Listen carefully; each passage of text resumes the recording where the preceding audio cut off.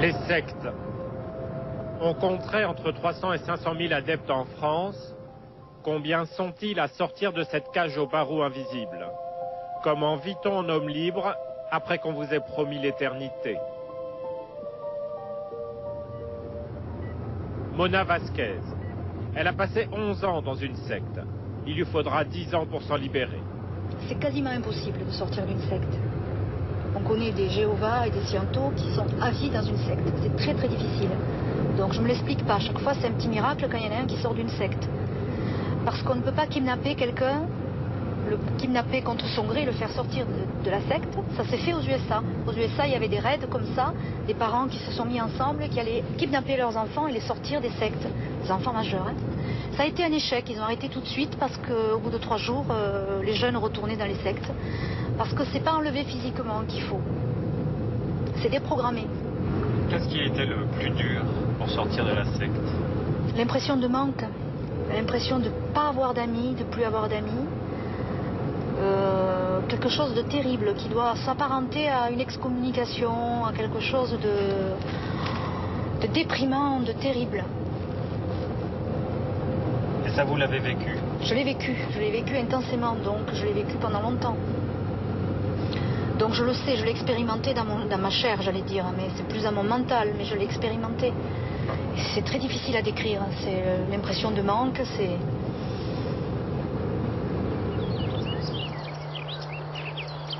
Dix ans plus tard, Mona ne s'est toujours pas débarrassée de son passé. La secte prend tout, elle dévore tout. Lorsqu'on en sort, tout est à reconstruire. C'est vraiment comme un boulet que...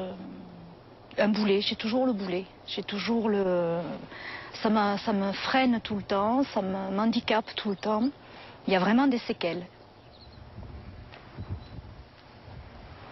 On a une impression de vide très souvent. De vide affectif, de vide spirituel, de vide intellectuel. On a l'impression qu'on réfléchit plus, qu'on fait plus marcher sa tête. Il y a quelque chose de très...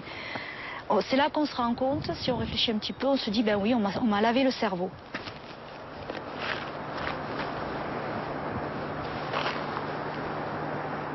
On ne peut pas s'en sortir quand on a cru en quelqu'un qui vous a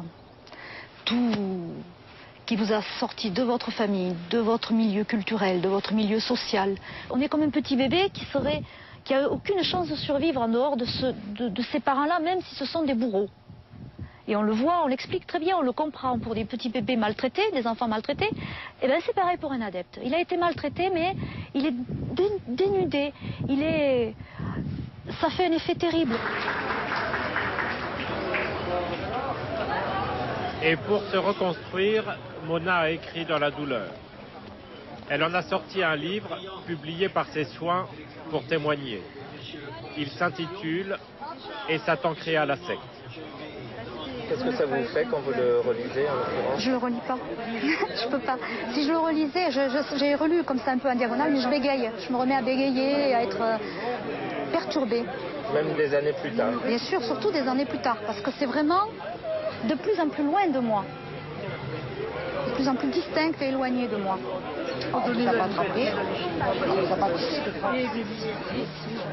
C'est ce que je raconte là, c'est la toile d'araignée. Jamais je serais rentrée dans un endroit comme ça. Donc un copain m'a passé un livre, il me dit ouais, j'ai trouvé un livre super, lis ça. Qu'est-ce que vous faites? Qu'est-ce que vous faites? Vous lisez le livre. Vous n'allez pas dire il va me mordre le livre. Voilà, bon. Eh bien si, il m'a mordu. Et je suis arrivée à la moitié du livre, j'ai refermé le livre et j'ai dit si ce qu'il y a là c'est vrai, je veux savoir. Et 10 ans après, j'ai compris, mais il m'a fallu 10 ans. 10 ans pour en sortir. Qu'est-ce qu'on vous pose comme question généralement? La plus bête qu'on m'ait posée, c'est pourquoi vous êtes rentré dans une secte? Alors ça, c'est un truc, ça me tue. Je dis, mais je ne suis pas rentrée dans une secte. Ou alors, il faut être idiot pour rentrer dans une secte. Je dis, mais non, je ne suis jamais rentrée dans une secte. On ne rentre pas dans une secte. La secte, elle vous attrape. Vous attrape. Par un biais, par un autre, elle vous attrape. On rentre pas. Moi, j'ai ouvert un bouquin, mais d'autres, ils vont faire un séminaire, d'autres, ils vont faire un cours de yoga, d'autres, ils vont faire même un cours d'anglais, un cours de dessin. Derrière, il peut y avoir tout un système sectaire plus ou moins avoué.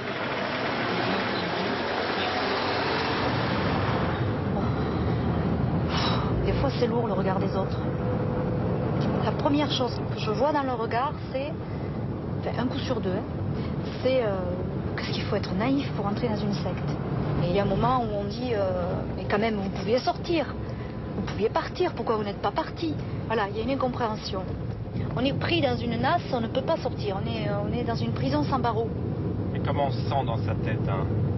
Ben, on ne se sent pas en prison, on a l'impression qu'on est libre, on travaille pour l'idéologie, on travaille pour le groupe, on n'a pas du tout l'impression d'être en prison. Comment mettre les mots sur cet immense pouvoir du gourou sur ses adeptes? Comment expliquer qu'on est fait de vous un soldat parfait d'une utopie? C'est dans cette soumission de l'individu que repose la puissance de la secte. Il va y avoir une grande survalorisation de la personne. On va les valoriser, on va leur dire que ce sont des gens absolument extraordinaires, qu'ils ont des valeurs qui n'ont pas été du tout reconnues par la société ou par la famille, et que dans la secte, on va pouvoir les reconnaître.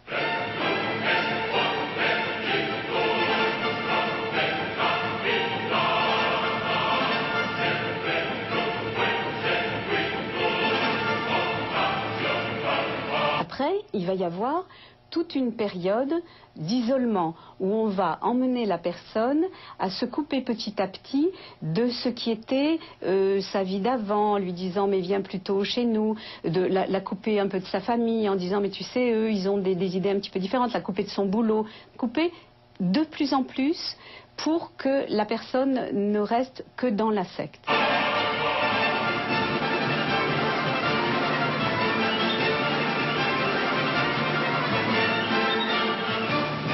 Vous apprendre aussi à vous comporter d'une autre façon, et d'une façon souvent de l'ordre de la soumission, et par rapport à ce gourou qui est quelqu'un qui va être vénéré, et donc toute une docilité et une soumission par rapport au gourou.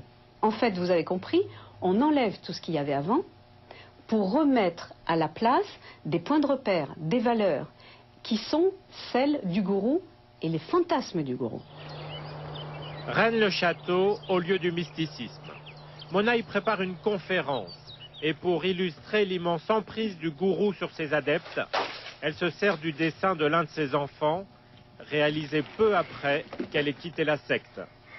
Bon, mais ça, c'est un dessin qu'a fait mon petit garçon quand on est sorti. Il avait 5 ou 6 ans quand on est sorti de la secte. Donc on était une famille, papa, maman, le garçon, la fille, le petit bébé. On était une famille de 5. La psychologue, n'arrivant pas à faire parler mon fils, lui a fait faire ce dessin que la psychothérapeute a bien voulu me confier, qui m'a laissé sans voix. Comment un petit garçon de 6 ans pouvait... Alors, il a bien compris qu'il y avait un danger. Il a bien compris qu'il sortait d'une secte. Quand elle m'a montré ça, puis ça venait de mon petit garçon, j'ai vu que... J'ai dit, mais en plus, il a souffert, quoi. Il a compris ce qui s'était passé en plus. Il n'a rien dit. Je trouvais ça complètement émouvant, complètement... Et j'ai retrouvé ce dessin.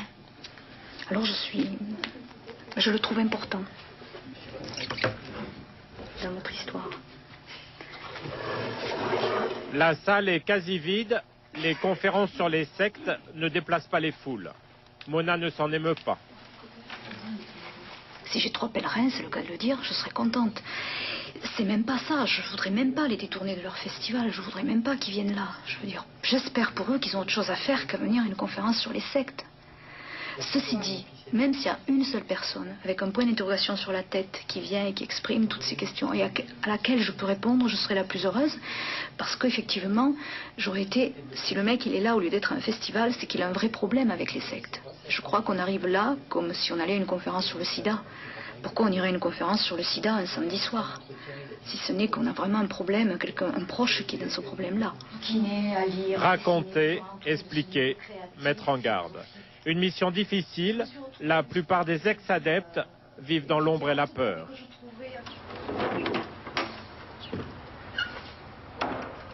Michel Park, elle, est bénévole à l'ATFI, une des rares associations de lutte contre les sectes. Des centaines de nouveaux adhérents tous les ans, et pourtant, très peu d'adeptes parmi eux. Voilà, ici nous avons les dossiers des divers groupes sectaires dont les gens sont venus nous parler.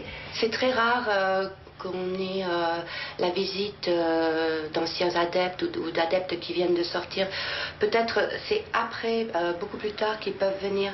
Parce que quand ils sortent d'une secte, ils sont complètement déstructurés, ils sont paniqués, ils ont peur, ils sont très très mal.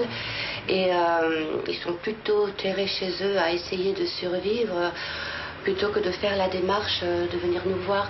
Surtout que pour les groupes sectaires, nous les filles, nous sommes vraiment le summum du mal, donc ils viennent pas nous voir, c'est surtout les familles.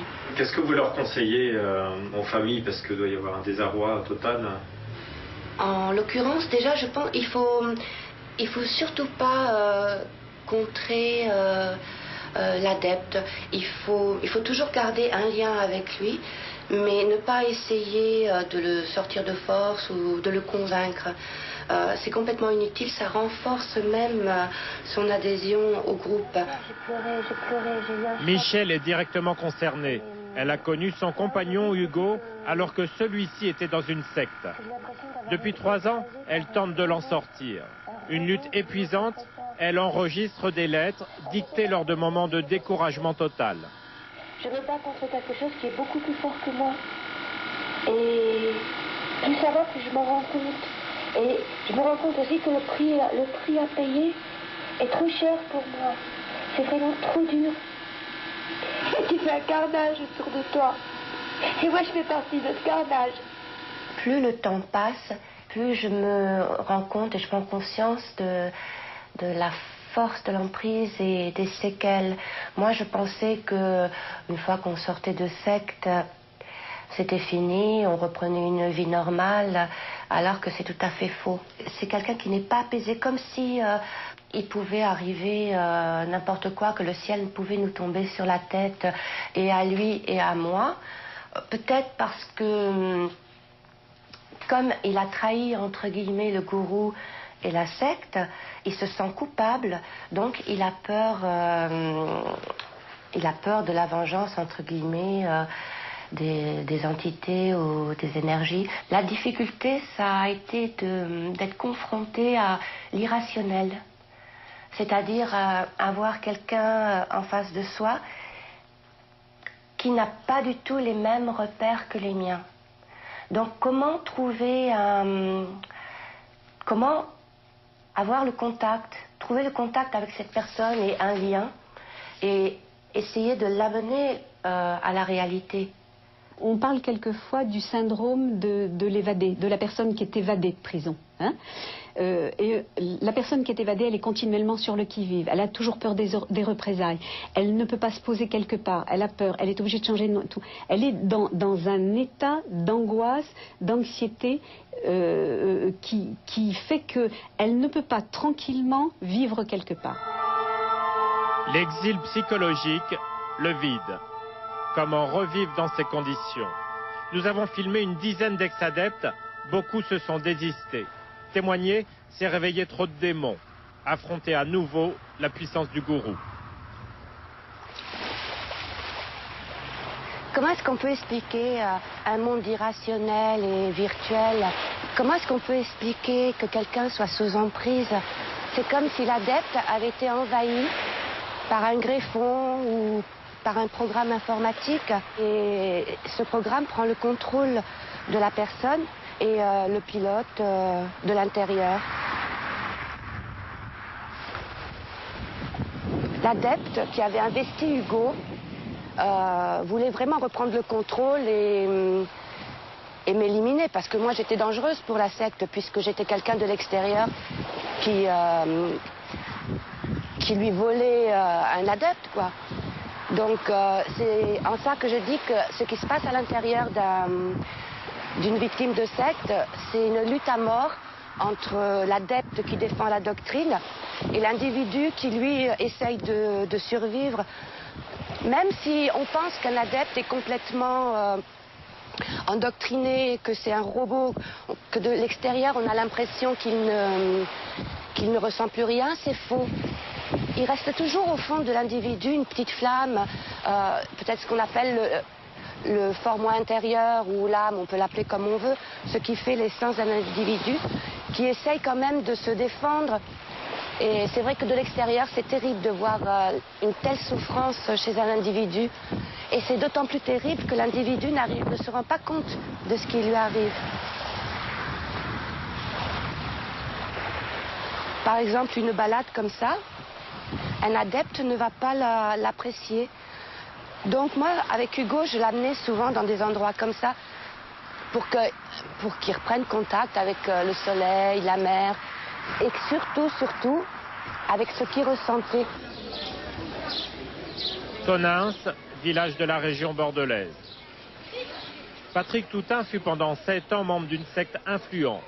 Il en est sorti non sans peine et dénonce désormais l'expansion du groupe, présent jusque sur les marchés. Maintenant, il est de bon ton, pour récolter des fonds, d'ouvrir des stands de commerce sur tous les marchés. Alors là, on vous vend les brochures, c'est gentil, vous pouvez les prendre, c'est pas cher. Hein. C'est sympathique, on vous en parlera du reste après. Alors c'est toujours un peu, les jeunes s'interrogent. Alors c'est vrai que les jeunes s'interrogent, il y a des problèmes de chômage. Où sont les vraies réponses? Vous pouvez vivre éternellement sur une terre qui deviendra un paradis. Qui ne pourrait pas être passionné par cette vie? Le plus grand homme de tous les temps, et tout le monde sait que c'est pas moi, donc ça peut être fort passionnant de le connaître. La Bible, la parole de Dieu ou des hommes, un créateur qui se soucie de vous, le bonheur familial. Quel plaisir tout de même, quelle joie! Bien sûr, cela relève simplement de l'utopie. Hein. Si le bonheur était si facile, il ne serait pas à vendre dans les petites publications. Merci. Ce qui me fait de la peine, c'est qu'on puisse vendre une telle hypocrisie, qu'il y ait une autorisation légale de mettre ça sur le marché. Ça me fait de la peine. Pour Patrick, c'est le suicide de sa compagne, sauvé in extremis, qui le décidera à partir de la secte. Les ex-adeptes sont d'accord sur un point. Il est quasi impossible de quitter une secte sans un événement traumatique qui vous y pousse.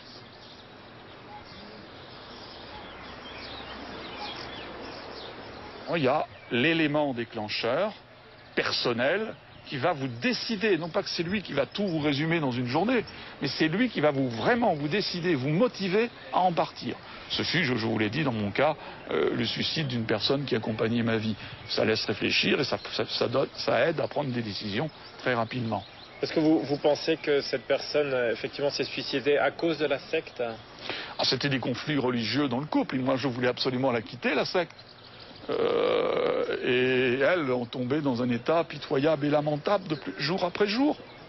Donc à partir de ce moment-là, effectivement, j'ai pris mon stylo le soir même, et si j'ai dû moi-même l'hospitaliser, c'est pas pour le plaisir, c'était absolument nécessaire. Elle ne pouvait absolument plus assumer sa vie, donc elle avait besoin d'être aidée par d'autres personnes que moi. Et ce jour-là, oui, j'ai fermement pris la décision que non seulement je sortirais de la secte, mais j'en parlerai aussi. Une séparation douloureuse, toute la famille de Patrick était dans la secte. Sur quoi avez-vous buté le plus? Pour quitter la secte? Oui. La vie familiale. J'ai dû abandonner une partie de ce qui était mon cadre familial. Ne pas faire un bisou à sa maman, à son frère, à sa sœur, pendant quand même une période longue, et même voire très longue, et même vous serez peut-être obligé d'oublier cette idée-là. Ça fait mal.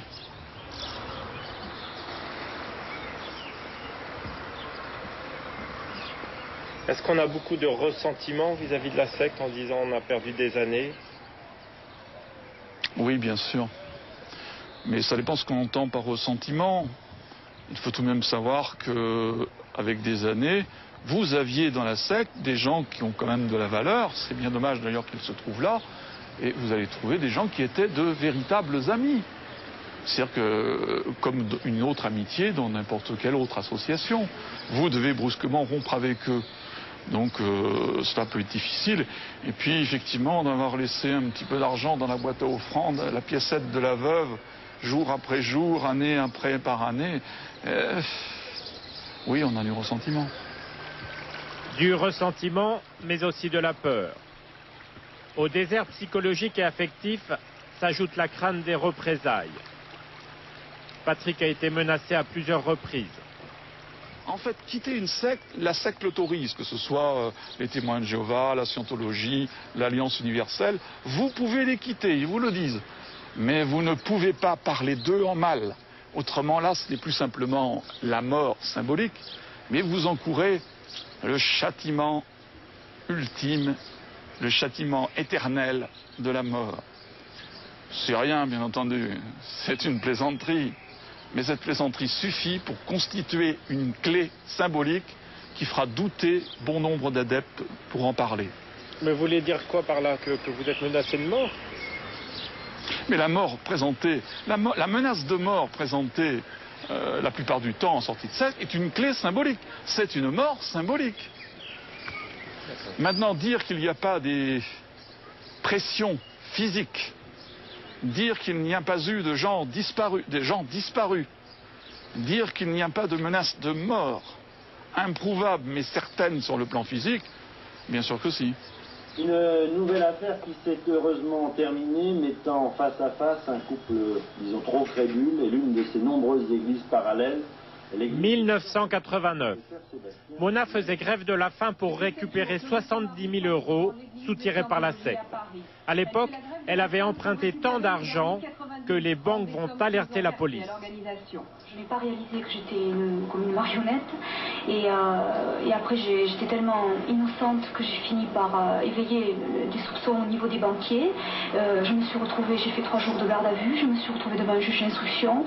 C'est la première fois de sa vie. Accusée de faux, tout ça, alors que... Oh là là là là, la tête. Des images qui ont valeur de symbole.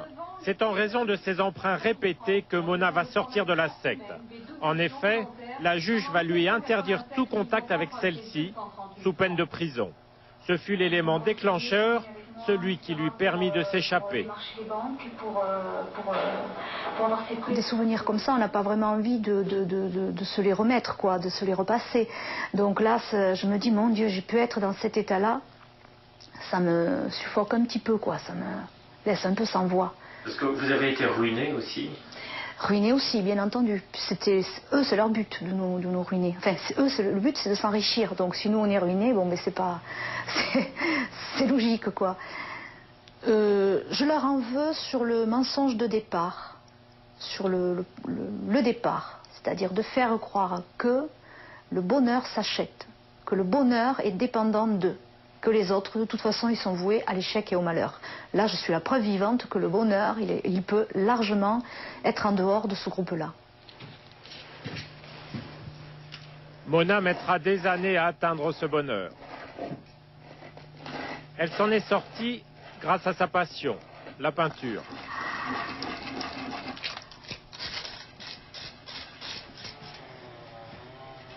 Ses œuvres ont désormais les couleurs de la vie, mais pendant longtemps, elles exprimeront ce tumulte dévastateur que Mona portait en elle. Ses premiers tableaux sont empreints de cette lutte féroce qu'elle mena contre l'emprise de la secte. Ils signifient encore beaucoup pour vous, ces tableaux? Énormément, oui, parce que toute la charge émotionnelle que j'ai un peu déversée dans ces tableaux, quand je les revois, ils me gênent, quoi. Enfin, ça me rappelle cette époque-là. C'est comme si j'allais contempler mes poubelles, un petit peu. Ah oui. Oui.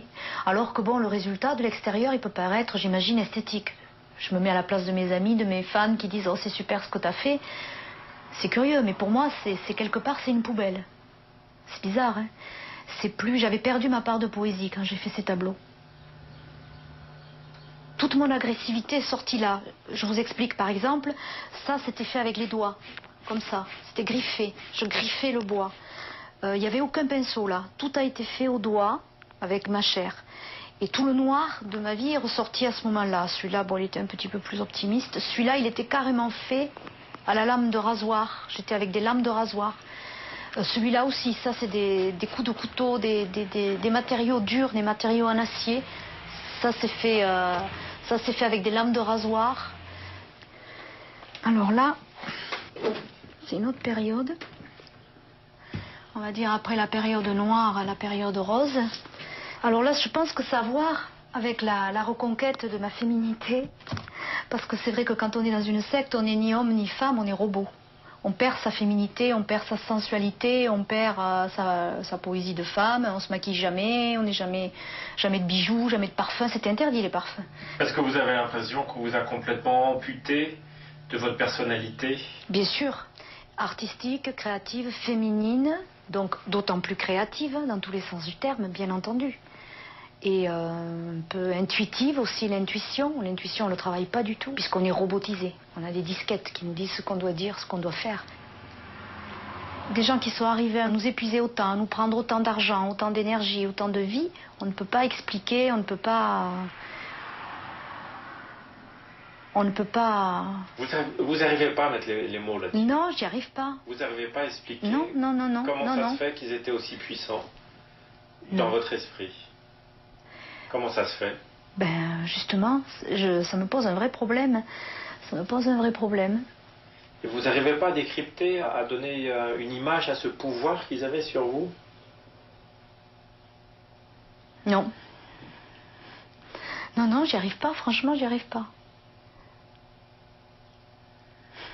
Désolée, mais 10 ans plus tard.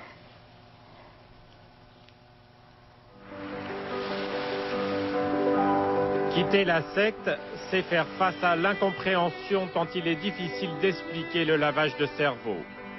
Pourtant, il est si puissant que parmi les adeptes qui s'en échappent, certains basculent jusqu'au suicide et bon nombre retournent tôt ou tard entre les griffes du gourou.